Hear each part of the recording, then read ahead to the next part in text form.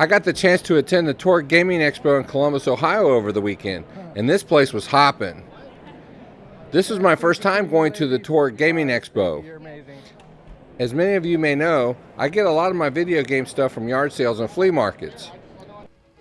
Do not seek the treasure. Right there. Watch the picture. Thought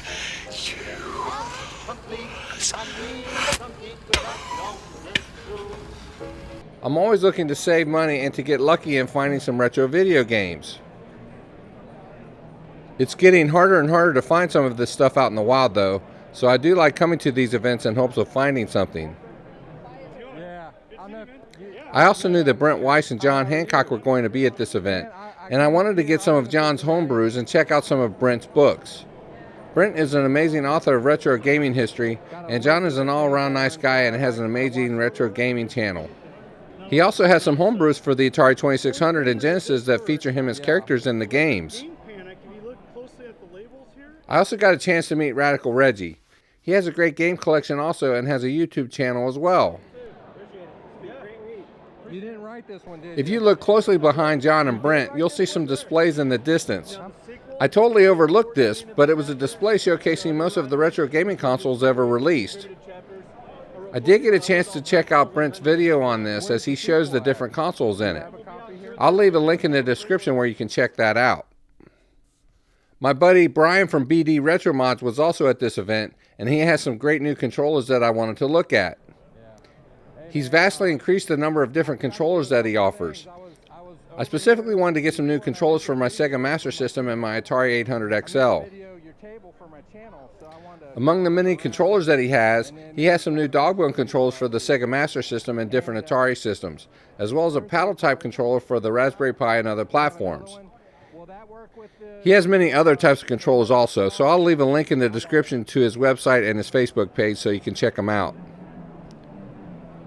I've been at these types of events in the past, and I'd be living in a cardboard box if I tried to get every game that I didn't have in my collection. So I went to this event specifically looking for some deals on the Sega Master System and Atari console games that I didn't have in my collection.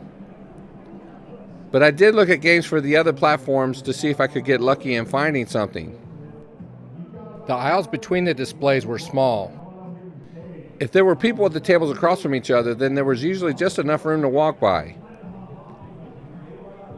There were wall-to-wall people there, and it was very difficult at times to get to the tables to check out the games. This vendor had a boatload of Super Nintendo box games, but I really got sticker shock after seeing the prices that he was asking for. It's all about the money, boys. There were also other vendors who had some cool retro gaming art. Some of this stuff can really make a game room pop.